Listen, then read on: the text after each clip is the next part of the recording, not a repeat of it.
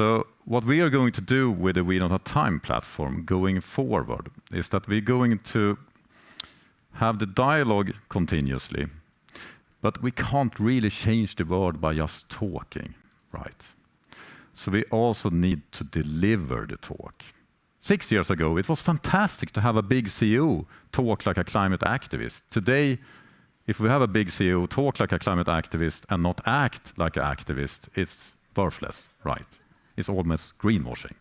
So we need to have all the leaders talking to deliver the results. And to see if they're going to deliver, we need data. And here is a problem today. And if you see a problem as an entrepreneur, you see something you can solve, right? So a really good source for data today is Google. I think everyone are using Google. Google is a great source of information. If I want to know a company's carbon emission, I probably Google it. So in this case, I Google for Ericsson Scope 1 emission. That is direct emission from the telecom company Ericsson. And what I find when I search for this is the answer to the question, what is Scope 1 emission? That is not what I'm looking for. I'm looking for if Ericsson, that is really good on our shows, are really delivering the result, and I want to know the number. But you can't find this number. Even though that it's becoming more and more standard that companies actually are disclosing this information, but there's no public available database for it. If I instead Google for, I want to see Ericsson revenue, I'm a finance guy, and instantly all the information will show up. I don't even need to click anywhere on Google. So here is a big difference, right? What we at We Don't Have Time wants to do is that we want to do this. Complex environment, social, governance, data sector is a $1 billion industry, and it's super complicated. They are doing ratings, they are working, have acronyms, they are doing big presentation, and it's so many consulting, helping companies reporting a lot of data. But no one really knows what it means. And if you want to know the really interesting data, you need to pay a lot of money, because this industry, their business model is to gather data, do something magic with it, and sell it. Very expensive. We don't believe in that. So what we want to do is something the finance industry also have acknowledged. Bank of America says that new ESG rules are needed to reboot capitalism. And what I think we need here is two things. We need something that is so simple so that everyone can understand it. You don't need to be a sustainable guy to understand if a company are doing the right or wrong thing. The other thing we need is that we need data that is free. I mean, I don't want to pay for data.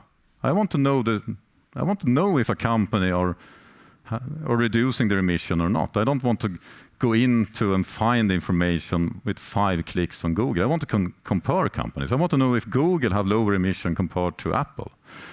So that is what we're going to do, and We Don't Have Time. We're going to do 3 things, not 100 data points. What we're going to do is that we're going to publish data about all companies that actually are publishing this data. So we're going to take their Scope 1, Scope 2, Scope 3 emission. That's emissions. They're direct and indirect emissions. And we're going to take that data and connect it, divided with the financial data. So you will end up with a data point where you have emission, CO2 divided with revenue. And that will be metrics where you can compare a large company with a small company. You can also compare a company within the same sector, and you will have a ranking. If a bank, are they number 10 or are they number 1? Car manufacturer, you can compare those businesses to each other, and you can see if they're delivering on their target. And it will be super simple, super easy. So that is what we're going to publish. But we will not just do that. We will also focus on another thing, and that's important. We can't just focus on emission reduction. The best thing I can do as an individual or a business, if I want to go to zero emission, is to stop living, is to go bankrupt. That will help me go to zero. But that is not how we solve the climate crisis. If we're going to solve the climate crisis, we must scale the solutions. We must scale them up. So we will also publish for the companies that are doing this calculation. Some are, more will. Avoided emission. And it's very simple.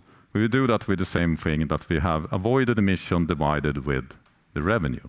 And avoided emission, simple explanation, if I produce solar panels, my customer are avoiding emission, and that will be my metrics. So if I'm scaling solutions, I will probably have some emission, but I will also increasing my scaling the solutions. But this is not enough. But the problem with this data is that it has a delay of 1 year. So we will only know if a company are delivering on the result with 1 year delay. That's not a good thing if we need to move things in 6 years. So that's where our climate reviews are coming in. This is an instant metric that we can see if a company are doing the right thing here and now. They will get climate reviews in real time. So we're combining the climate reviews on a platform with the climate data. And those 3 data points will give a really good picture. And here's how it's going to look visualized. Here is a company. The blue here is the share price. The red is the emission. The green is the solutions. We see how they are performing historically. We see their climate target, and we can see if they're on track on the target. That's the basic concept behind this.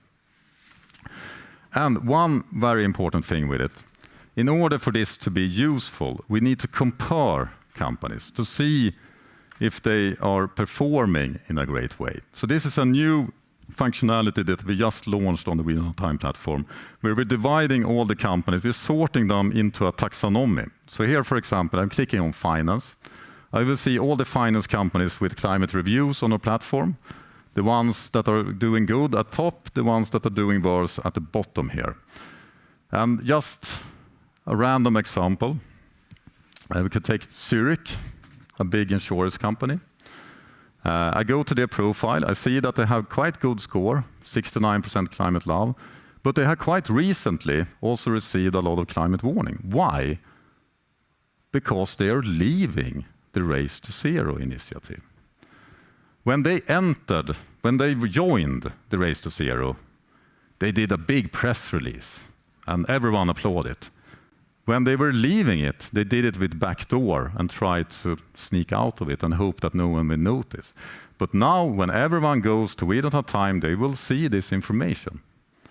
I mean, how will a company that are leaving the target succeed with the target? They will probably not do that, right? Because if they are succeeding with the target, they're not leaving the target. I mean, I will not shame Zurich for everything. They're doing a lot of good stuff as well, but I think they should join the Race to Zero. So the way we are going to really create an impact with this is that we're going to use our power, and our power is our reach on social media. So what's happening on We Don't Have Time doesn't stay there. We're getting it out to the millions. And we're also going to connect our platform, not just to social media, but to all other data platforms. So when you're a trader, financial trader, you probably will have an account at Bloomberg or Reuters. We want our emission data to be published there. If you're using a CRM or sales system or a business system, when you look up a company to buy something from, we want the emission data to be published there, so that everyone can use this in order to improve their supply chains and compete on how they can actually produce better things and succeed with the climate target. So this is the basic concept behind We Don't Have Time 2.0, and we're right now looking for more investors to support this. So you know where to reach us if you're interested to get involved.